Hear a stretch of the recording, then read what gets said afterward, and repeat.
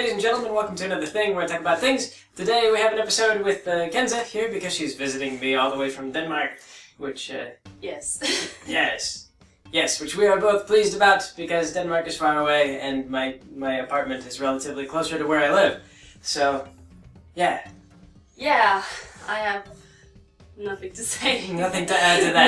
No. Yeah, so, yeah, we were thinking about doing an Alan hour and it kind of, Alan's out of the place. We've kind of been sneaking in videos during the off hours. We had a fairly lazy day today, and consequently I was rather lazy, so I didn't get much work done.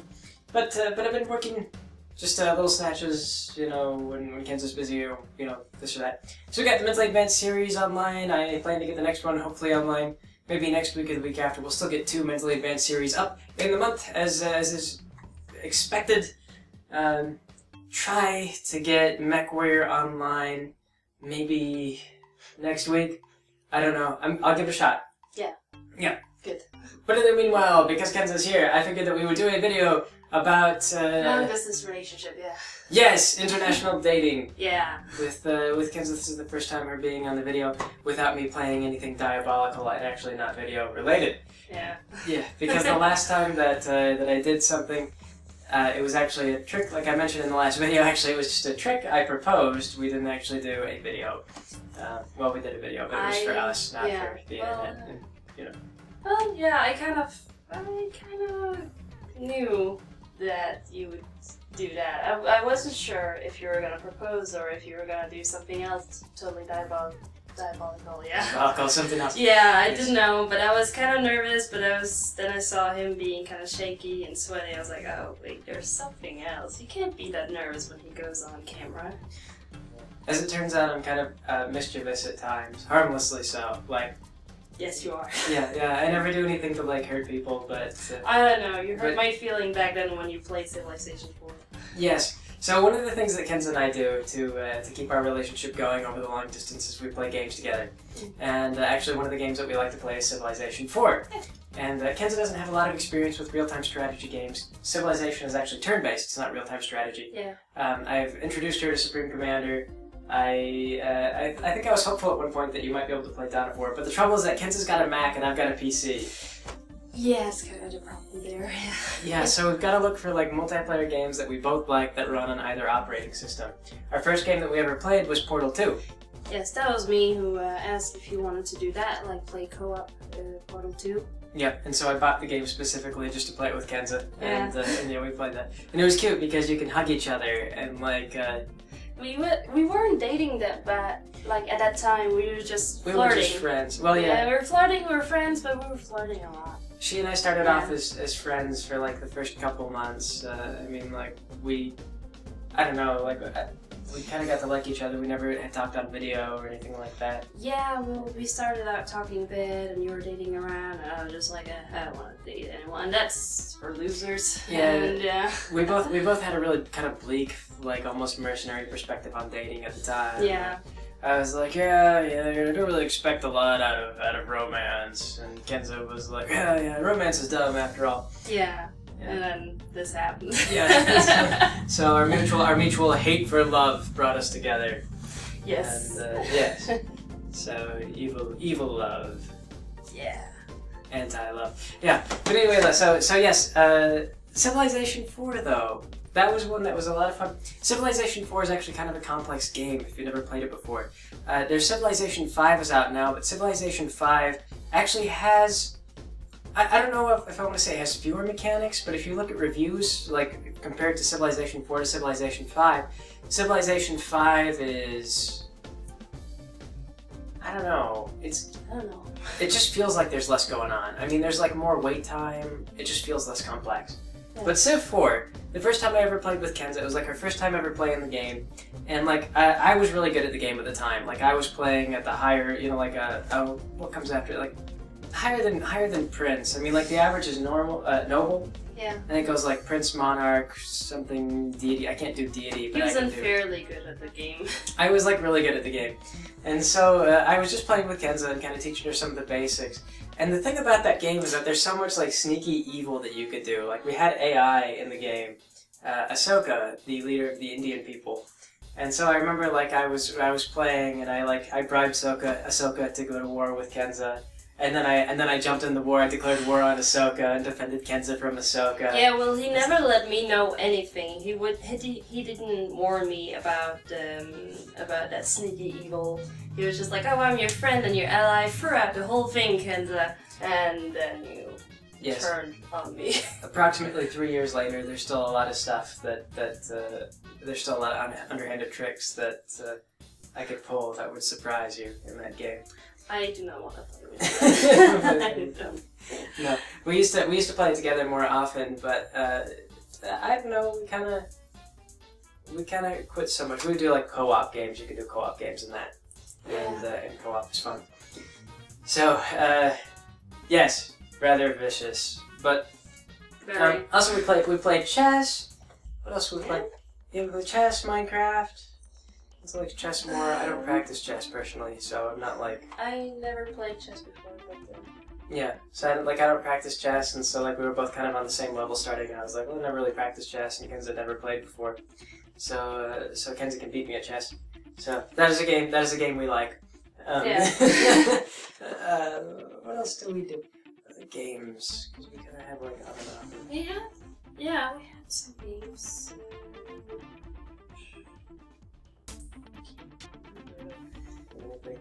Minecraft most of all, in Civilization 4 most of all. Those two.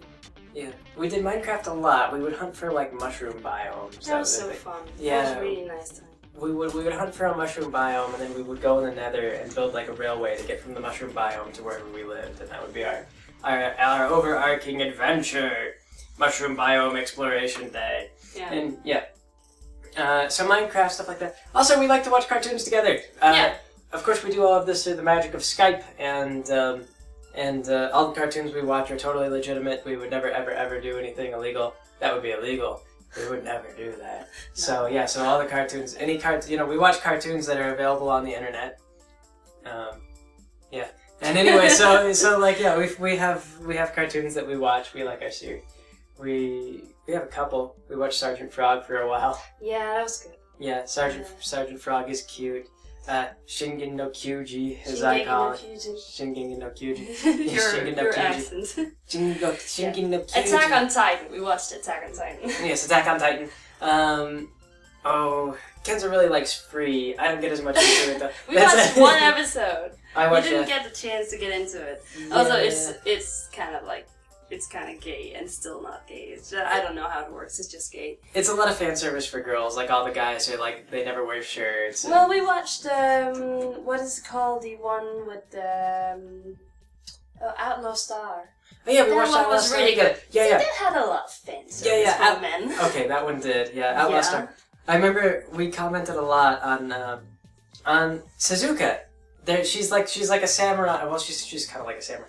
She's like a samurai in that show. She runs around with a wooden sword. But the animators cannot draw her correctly, like worth a damn. She looks so weird every time. Every single episode, like she has like giraffe neck and problems like that. Like yeah. So we made fun of like it was.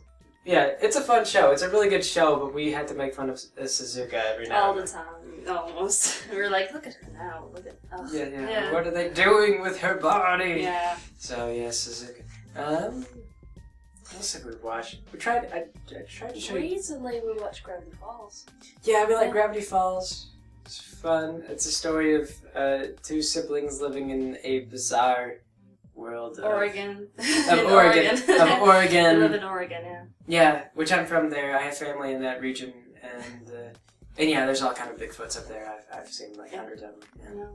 I kind of want to see them too. They're like a pest. They're like squirrels. There's one Bigfoot in every tree out there, it seems like. We only have trolls in Denmark.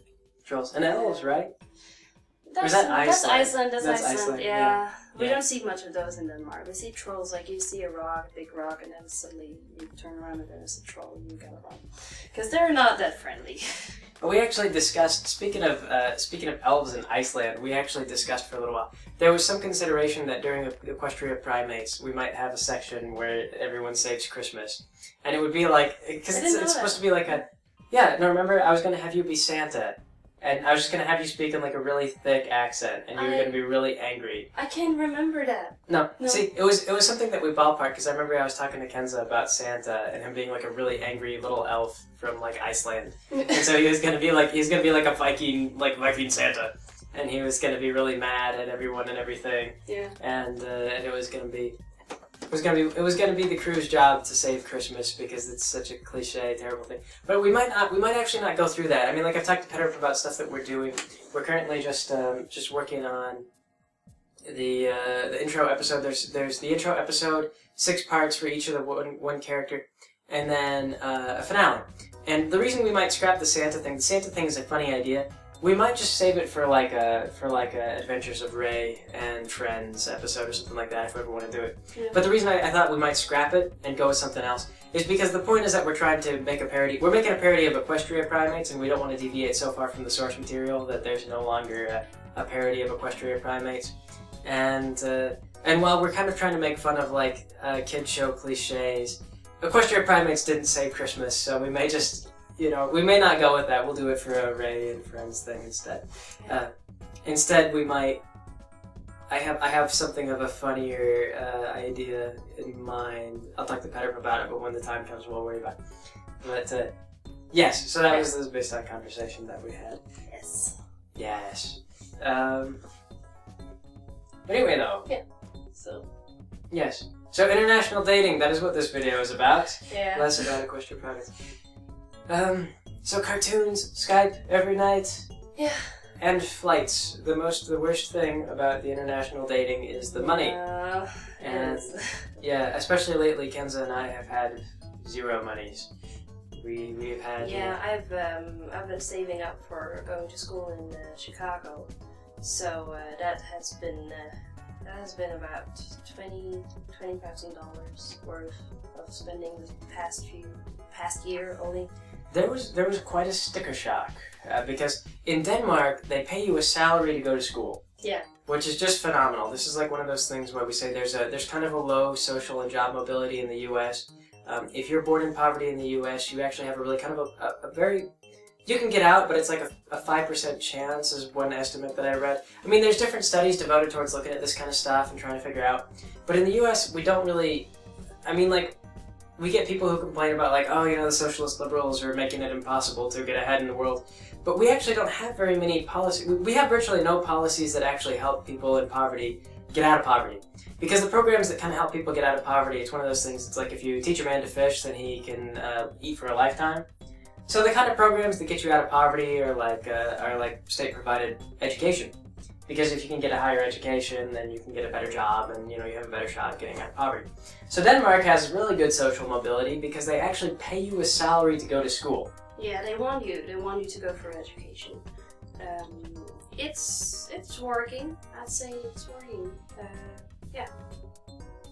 So yeah, I get some help from my school and everything. I got a stipendium for 40,000 kroners or something that they would help me. They gave it to me. Yeah. Kroners are worth 5 kroners are worth $1. Yeah. So like 40,000 kroners, still pretty substantial, but yeah. Yeah. But it goes towards paying for school and living. It goes for so I can pay for the tuition. That's what it goes for. And then they also still give me something that's called ESU, which is where they pay me to go to school. And I thought maybe I wouldn't get that while staying here, but actually you do. I still get that, even though I'm in the US and I'm studying in the US. So I'm doing all right. It's just yeah, it's still expensive, but I'm doing okay. Yeah. So yes, Denmark has a nice system for as far as education goes. The U.S. still has a stronger middle class. So Kenza's been remarking on she's impressed with how large the houses are compared to around Denmark. I mean, like land is significantly more expensive, so you live in like a small home is modest. Yeah, as well. The kind of house that I live in is kind of like the house that are considered like middle class kind of people living in those kind of houses. Like we used to live in like very, very small cramped house, but it was fine. We just got a bigger one now. So but they're like not as big as those I see here in the US. Like Yeah. Kenza lives in a villa, and her house is actually pretty nice. She lives in a nice house. And I'm not complaining at all. Yeah, but they do have their homes are smaller than in the suburbs of like the U.S. Of course, if you move into the city, then it's like lofts are very expensive. So the truth of the fact that like it's only in the suburbs of like the Midwest where I live that the land is so much significantly cheaper. If you tried to move to New York, you would be again more sticker shock for you. Yeah, of course. Yeah. So it depends on where you're talking about. I mean, like the whole U.S. Not everywhere in the U.S. is cheap to live, but around where I live, the houses are larger than in Denmark. Yeah, they are. The food is also cheaper here, and there's a lot of things that are cheaper here than compared to Denmark. Like Denmark is a very expensive place to live, but yeah, the society it does well compared to that with the economy. So it's still affordable, but it's just like for example, if you want to live in Copenhagen, that's good luck with that. Even for like Danish students who get SU, that's not enough. What we get is not enough to live in Copenhagen. It is expensive to live there. Big city living is hard to do.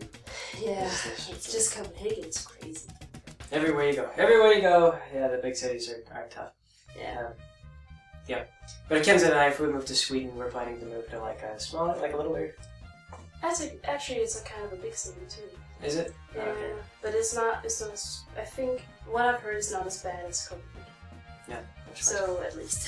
Yep. So Kenza and I will probably find some really modest living arrangements, and what I'm hopeful for, presently is that if the website takes off well enough that I can just sort of live completely independently on it, then I can relocate and go wherever it is that Kenza is, and then she can continue to pursue education or her career or whatever, and I will just pick up and move to wherever she is, and everything will be beautiful and wonderful. Yeah. Yeah. I hope so. Yeah. I'm really working for it. Yeah. And I can cook her breakfast in the mornings, as I've been doing while she's here, and dinner at night and stuff like that, because I'll be around the house all day. And I just see him like, I just sleep. Yeah, Kenza's like you sleep in. Yeah, I do. So I cook in the morning, and then Thank you. Yeah, thank you. Hard to cook for though. There are many foods. No lamb, no pork, no chicken.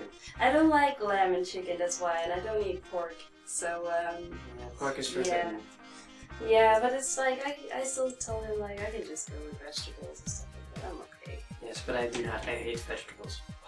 No, they're okay. I just like to mix them in like everything. You like meat? It's okay. I get it. Yeah. Me too. Yeah. So the catch is like ground hamburger is like a little bit more expensive. It's almost like I was like when we went to I wasn't trying to get you to convert over to pork chop, but I was like, see how cheap the pork chops are, and pork prices have gone way up too.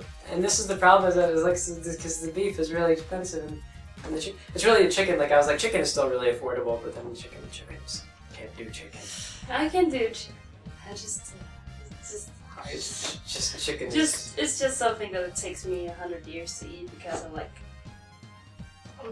Like that. Yeah. I thought for sure you were telling me that like your mom doesn't cook very good chicken, and I thought that maybe she. Yeah, maybe it was her. No, she cooks fine chicken. It's just that I don't like chicken. I guess now it's just Yeah. See, I thought for sure what it is. When you cook chicken, what you want to do is after you're done cooking, let it sit for a while, because when you cook, all the juices come out of the chicken, and then you let it sit for a while, and when it's sitting, when it cools off, it reabsorbs the juices.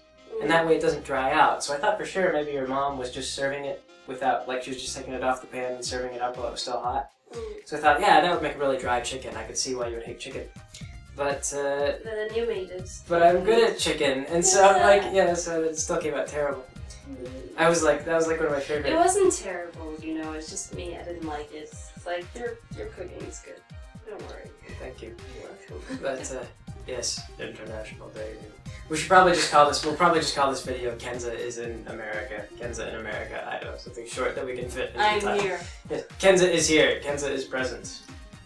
Thank you for letting me be here, Rick. Yes, you're welcome. I appreciate you coming out. It's probably gonna be a bit of an expensive month I got some money set aside. I've got $500 set aside for my self-employment taxes because that's how much they want. Well, I'm only staying for a week more now. Yeah, I'm not complaining. No, I'm just no. saying, like, I'm just it's just only 2 weeks I'm gonna stay here, and then maybe we gonna see each other throughout these next few 5 months that I'm gonna stay in Chicago, and then I'm gonna come back to Kansas and stay for about a month. Yeah. And that'll be in the winter. That'll be when Kenza and I we both have a birthday in December. Yeah. Yeah, and Kenza will come back. At that point, though, because she'll be here for the whole month, it'll be I'll just have to keep working on a regular basis. I can't take the whole month off. No. Yeah. You're still working right now. Yeah, I'm still working, but just not as like we'll go to the zoo tomorrow. Yeah. And yeah, so see the gorillas. And yeah, you like the gorillas. I like the gorillas. Yeah, every time I go to the zoo, he has to see the gorillas. I like the gorillas. Yeah. They had, and in Spain they had a zoo where you could actually go, you weren't supposed to touch them, but they would just like lay down on the path. You could, like, they were, what were they, lemurs were fun. Yeah, lemurs, like you could go out to the zoo and just like pick the lemurs up and set them aside. Like they were so used to people, they just didn't care about us anymore. Yeah, there was one who was just like sunbathing right in front of us, and that you could grab his tail if you wanted to, but he didn't care, he was just like... Yeah, they did explicitly tell us, they're like, don't touch the lemurs. And of course that makes sense because they're probably not used to being like harassed or handled. It stresses them out, and as soon as you have like a bunch of stressed out animals, then they like get aggressive and mean with people. Yeah, well he was pretty relaxed. He was like kind of the king of the... That was the king of the lemur community. Yeah. King Julian. Yes. So yeah, that was fun. Other news. I was gonna talk about. We're related. Kenza and I were not supposed to be making eye contact or touching or anything like that, because I tried to kill her as a child, and her mother's love is protecting her. come back.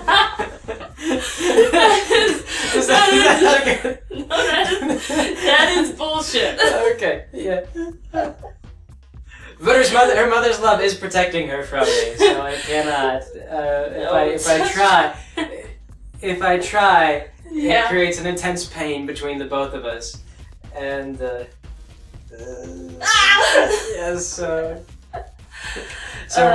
we're not touching. We're not looking at each other or talking or anything. No. Yeah, her family has not been super thrilled about the. Kenza and about the whole situation. It's sort of terrible. When I went to go see her family in Denmark, I got a bit of like, it was begrudging hospitality, you could say. I don't know. They're awkward about it because I never tried it before. Like my dad has a daughter, but she ran away. So yeah, because she was kind of a rogue, but yeah, and then he has like me, who's the first daughter that ever falls in love and wants to get married. So they're just kind of freaking out. They're still freaking out, I think. Of course, it's with some like guy from across the ocean. That's online, and it's like so she's like oldest daughter. Like fairly enough, they're very concerned if it's gonna work out, if their little baby is gonna get her heart broken or something like that. But I'm 21. I think I can handle this situation. Yeah. Well, pretty mature. In fact, when I first started talking to Kenza, I thought she was the same age as I was. It came as a shock. She was like, "Oh, I'm 19." And I was like, "Oh, really? I mean, how long have I been talking to you before I even found that out?" I was like, "Yeah, I don't know. I can't remember when I told you my age." It was a couple of months, but I mean, like you were. I don't know. Kenza's always been. You've been able to handle like the finances and the trip planning and everything else. It's never been like I don't know. Well, I'm the one who winds up. People mistake me for a younger. For the young one, to be honest. Yeah, and I'm the old one. Yeah, well, you're the. Well, I guess we look about the same age. Yeah. But a lot of people mistake me for like younger than I am, between like 18, 20, something like that. And when in fact I'm like 26, I will go on to look young forever. Forever, I assume. I will age gracefully like an elf. And then one day, like when I'm 400 years old, I'll be painting a picture, and you know, if there's even one slight imperfection, I'll tear it out because time means nothing to me. That's why elves make the most beautiful art. And that's also why everybody hates elves and wants them all to die in eternal fire. You're not enough. Legolas should not have been in The Hobbit. That is all. That's what I think.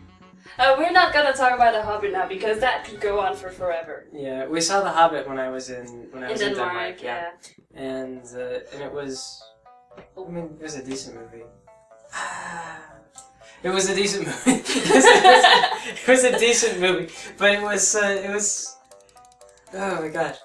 Like, I really liked The Hobbit, the book, when I was a kid, because it was actually a really good children's book. It was about, like, you know, like, Bilbo is, like, this little guy, he doesn't really want to go on an adventure. Wasn't it more, like, kind of more kids-friendly than Lord of the Rings? It's more, like, kind of lighthearted. Yeah, it was. The way that I've heard it explained was that it was kind of more of an allegory for World War I. Where, like, you had this little guy, and he just lived in his little hovel, you know, he was very polite, and he didn't want to, like, hurt people or go have adventures. And then he basically gets just drafted by the big bad higher power, who was in the book, Gandalf.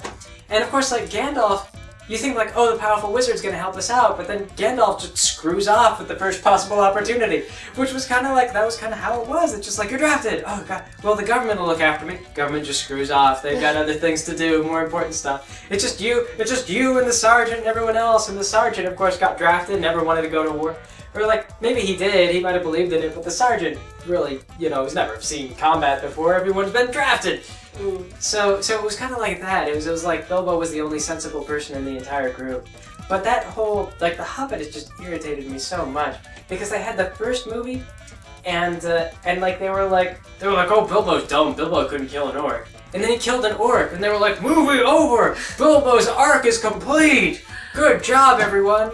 If you're gonna continue talking about The Hobbit, I know this video will never end. Because I've been listening to Greg moan about The Hobbit for feels like centuries. It's just so, like, every time. After the first movie came out, I was like, what is this? This is not The Hobbit. He kept talking and it's just like, and I understand him. It's not like I disagree with you at all. Yeah. But I haven't read the whole Hobbit book, so yeah. So it's tough to understand, but I can kind of see what he means, especially after we went to watch the second one together. It was so overbearing sometimes, the second movie. Yeah, but yeah, I can see for some people who have not read the book that they would kind of enjoy it.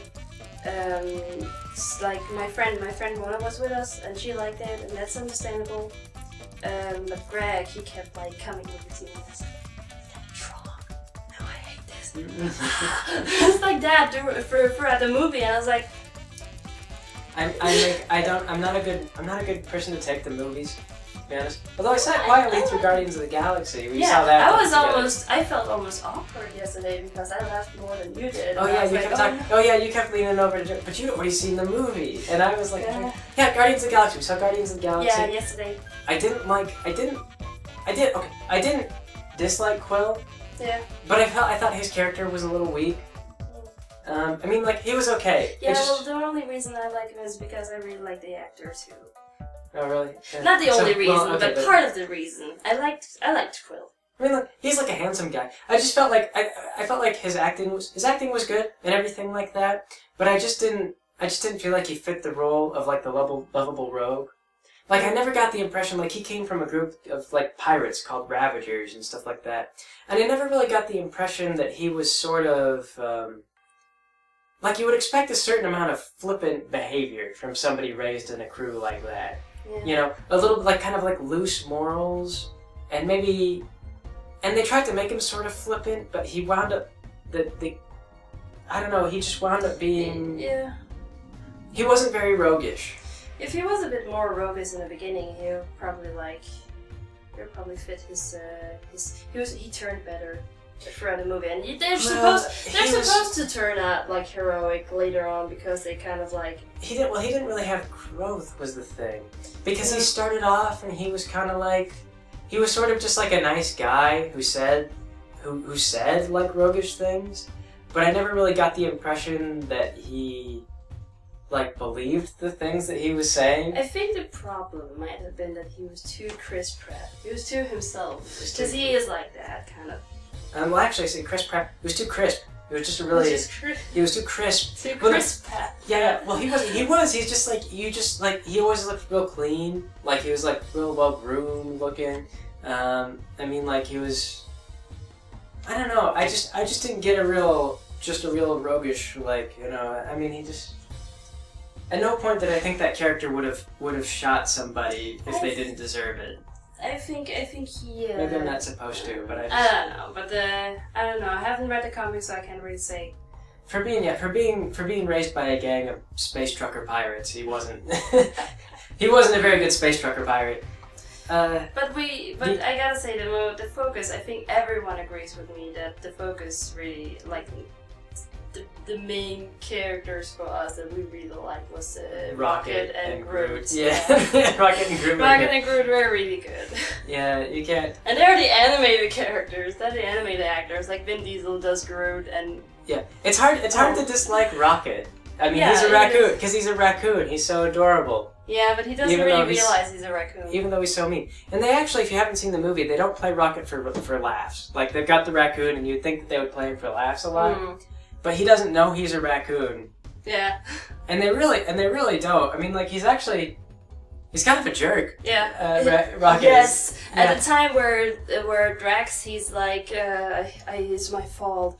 I lost my daughter and wife. And then Rocket just looks at him and he's like, oh, boo, you lost your wife and daughter. Yeah, and it's like everyone has dead people. Yeah, and Groot was like, it's like shit, man. Oh yeah. Well, he doesn't even turn it into like normally. Like you get the badass with the heart of gold spiel, where like the badass with the heart of gold is like everyone has dead people, and then he gives like a heartrending speech afterward. Not Rocket. Rocket just goes, everyone has dead people. He goes, that doesn't mean you should kill everyone else along the way. Yeah. Well, he's kind of right about that though. Yeah. Yeah. But it was the characterization. I mean, like the characterization throughout that movie was pretty consistent. But like I say, I felt like Quill, he wasn't roguish enough. I really would have liked to see him be more, just a little bit more. I mean, they tried to play up that he was a womanizer, and could you like not help but notice that he never ever did anything womanizing? They said he womanized. He told people he womanized. He said that, and there was a girl in the beginning in the starship. And he was like, "Oh, I forgot you were here." But yeah, I forgot her name and everything. But it was like it wasn't a big deal. I think the reason for all this is because they were like moving very fast in this movie. It was like okay, it was a good pacing, but it's not enough pacing for like. Well, it's a movie that gains momentum. It starts off kind of slow. Yeah. And I was a little bored. I thought at first it was going to be a bad movie. Oh. But it picks up and it maintains the momentum. Yeah. So this is one thing. It ends really well. Yeah. So it starts off kind of slow, and so I was like it's not going to be very good. But as they get rolling, like they don't slow down. They just kind of keep rolling a little bit faster and faster and faster and faster. And you get to the climax, and the movie ends at the climax. So it ends a good spot. It doesn't have like an anticlimax, a long anticlimax or anything like that. It's just sort of like it goes and goes and goes and goes. A climax, movie over. I'm glad I didn't. I would have felt bad if I dragged you to a movie that you wouldn't have liked, because I really liked it. Yeah, no, it was a good movie. Yeah. I'm glad you liked it. Yeah, no, it was good. Like I say, there were things I didn't like. I didn't like Jinora very much. Again, not like because she was bad. I just thought that she was. We learned like basically nothing about her, and you would think that she has this really. It's very fast. It's very you get like a short version. Like she tells in a balcony with Quill that she like her family was killed in front of her, and then I think I can't remember the bad guy's name. Not the first one. Thanos. Thanos. And then no, not Thanos. Thanos and Papa Smurf. Okay, alright. Well, I guess he didn't wear the red cap. What was his name? Papa Smurf? Papa Smurf, yeah. Was that not Thanos? No, Thanos is a much bigger villain. He's like a bigger villain. Oh, yeah, isn't he? Yeah, okay. I don't remember the name of the other guy. Alan's really into Alan's really into comics in general. He could tell us everyone's backstory. I don't know so much. I'm starting myself to get into it and starting to read comics. I got a few at home. That's what they're trying to get you to do. That's the point of the movies. You're falling for the marketing. Come on. Yeah, I guess that's. It's like no, I find like comic books in like retail stores and stuff like this for 2 kronas, nothing at all. There's a comic store just down the street. Oh, If yeah, you ever why check it didn't out. you take me down there? I remember you asked something about it, and I was gonna take you down. So yeah, I just forget. I forget. Fair enough. Fair enough. Yeah. It's just a short. It's like a 5-minute walk. So how much of this was actually about this relationship? Very little. Yeah. The episode will be called Kenzas in Kansas. That's pretty good actually. Well, the two of us lean nonchalantly up against the bookcase the entire episode. Yeah. Yes. We probably made for a less dynamic episode. We maybe shouldn't do that. We're gonna. Are we gonna dance around? No, we'll see. Okay. Let's get to lean and maybe not too much. No. Sometimes I worry I fidget too much when I do the videos. Yeah. Yeah. You're okay. But anyway. Yeah. Kansas. I was scared to come here actually when I was a kid. I saw the only thing I knew about Kansas was actually Wizard of Oz. We have a really bad winged monkey problem. Yeah. Yeah. Yes. They're all over the place. But that was not what scared me. Like when I watched the They're- Wizard of Oz as a kid, it was like do you call them typhoon? Or No, what do you call them? tornado. Tornado. It was the tornado that just scared me off. I had nightmares after watching that movie, and I was like, I convinced myself never to go to Kansas. Well, see, the tornadoes are uncommon. What's really scary is when a flying monkey like hits your windshield on the highway. Those. I haven't seen it yet, so I'm looking forward to see that. Those are bad. We've been lucky so far. What about the witches on bicycles? There's only like 4 of those, one for each cardinal Do you know direction. any personal? No, well, the one in the east died, and then like Glinda the Good Witch. I mean, like nobody invites her to stuff, and so she doesn't. Why not? She sounds nice. Well, cause she's so pink. I mean, she just shows up and clashes with everything. Like she walks into a white room and the walls just turn pink. I don't care. I would. What is You invite her? Invite her. Just invite Glinda along. Invite Glinda. Yeah. Nothing in common with Glinda. Oh come on! I don't even know her. Maybe I have We're gonna something in talk common about, with her. Like she's such a busybody. She's in everyone's. Everyone's kind of busy, you know. No. Busybody means like she's in everyone's business. She wants to know. Yeah, she wants to know what's the Munchkin. What are the Munchkins doing? She gossips with everyone. Okay, like that. Then maybe not invite her. I don't like gossipy people. But I don't know. She But I kind judges- of still want to see a witch. See, I wish we could do that. Who was it? Do you remember? Did you ever read Wicked? I am almost done. I think I brought it with me. Really? The reason was that I read it and I didn't get to the end because something happened. I can't remember. I think it was because you started university and that was stressful for you, which is also stressful for me. And then I got stressed and then... Oh, because I bought you that book, didn't I? Yeah, you did. Yeah. It was a gift. So of course I wanted to read the whole thing, but then I started university and it was also kind of stressful for me. Yeah. When I'm stressed, I don't do anything. Yeah. Well, there's a witch other with... than being stressed. Well, there's a witch with no arms in that one. So that's one of the witches that you could see here in Kansas. Oh, okay. Yeah. As But long anyway, as I see a witch. Yes, but anyway, we've rambled on for quite a while and completely lost the thread of our intended focus. So I suppose that'll be it for now. We'll maybe do one more video before you head off to Chicago, and then maybe when you are with me in the winter, we will do. We can do 4 episodes. Yeah, we can do that. Maybe. Yeah, so it's like 4 weeks a month. Yeah. It's okay. So yeah, you loosen up in front of the camera. Alan still sweats when he gets in front of the camera. He does. Yeah, he does. Surprisingly. I think I'm fine. You're good. Yeah. You fare better than Alan did. So, I don't know, it baffles me. He does stand-up comedy and then gets in front of people. He does funny things. It's always different. You just have to get adjusted, I suppose. But yeah, that'll be it for now. We will catch you guys later. Yeah, bye.